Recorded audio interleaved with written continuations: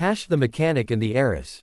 The rain fell steadily on the winding mountain road, creating a gentle rhythm against the asphalt. Jake Mitchell pulled his old pickup truck to the side of the highway when he spotted the broken-down red truck ahead.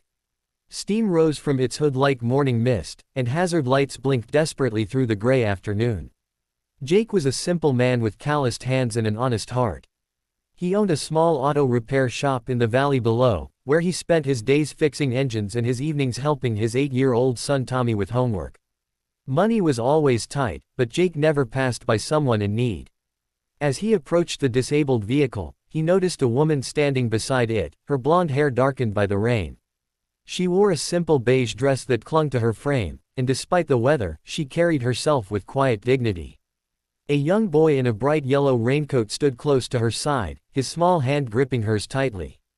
"Looks like you folks could use some help," Jake called out, his voice cutting through the sound of falling rain. The woman turned toward him, and Jake was struck by her clear blue eyes.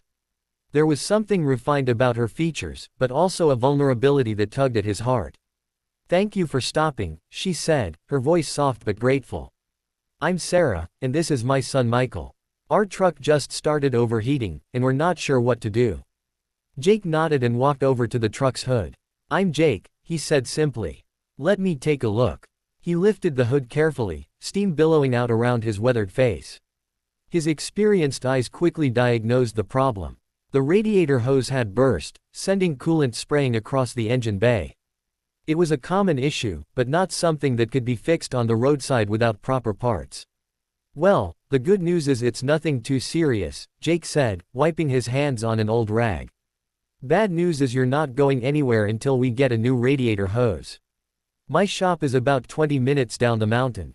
I can tow you there and have you fixed up in no time." Sarah's shoulders sagged with relief.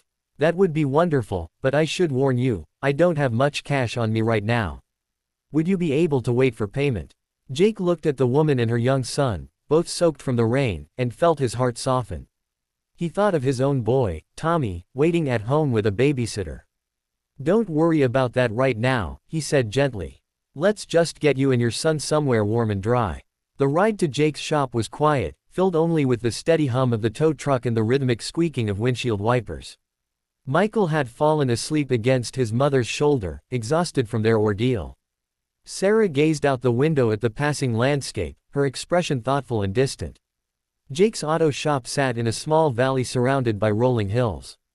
It wasn't much to look at, a modest building with 2 service bays and a small office, but it was clean and well organized. Jake took pride in his work, even if his business wasn't the most profitable in town. "You can wait in the office where it's warm," Jake offered as he began unloading Sarah's truck. "There's coffee on the counter and some coloring books for the little one." As Jake worked on the truck, he found himself stealing glances through the office window. Sarah sat quietly, occasionally smoothing her son's hair as he colored.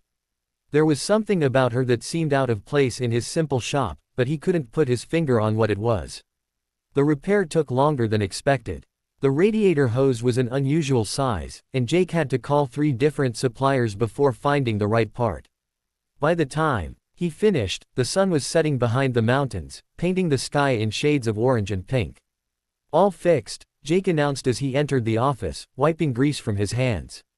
"She should run like new now." Sarah stood up, her face bright with gratitude. "Thank you so much, Jake. You've been incredibly kind." About the payment, Jake waved his hand dismissively. "Like I said, don't worry about it right now. You can mail me a check when you get home." Sarah was quiet for a long moment, studying Jake's face. Then she reached into her purse and pulled out a business card. "Jake, there's something I need to tell you. Something I probably should have mentioned earlier." Jake took the card and read it slowly. His eyes widened as he processed the information.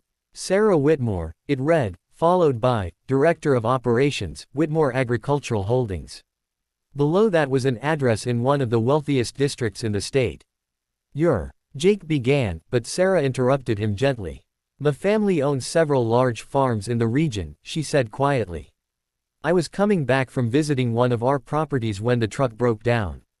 I dress simply when I travel because I don't like drawing attention to myself."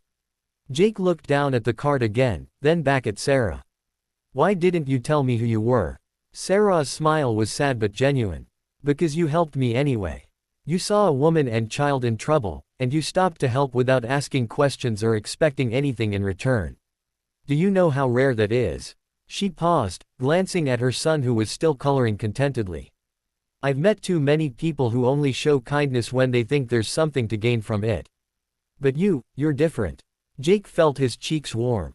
I just did what anyone would do. No, Sarah said firmly. You did what a good person would do. There's a difference. She reached into her purse again and pulled out a checkbook. Please, let me pay you properly for the repair and for your kindness.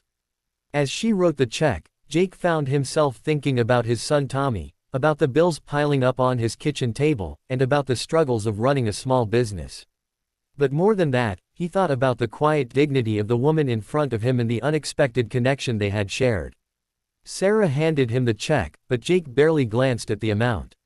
Sarah, he said hesitantly, if you ever need any work done on your farm equipment, I'd be happy to help. I make house calls. Her smile lit up the small office. I'd like that very much, Jake. I have a feeling we'll be seeing each other again soon. As Sarah and Michael drove away into the gathering dusk, Jake stood in the doorway of his shop, watching their taillights disappear around the bend. He looked down at the check in his hand and smiled. It was generous, more than generous, but it wasn't the money that made his heart feel light. Sometimes, he thought, the most valuable things in life come disguised as broken down trucks on rainy mountain roads. And sometimes, kindness finds its way back to you in the most unexpected ways. The rain had stopped, and the first stars were beginning to appear in the clearing sky.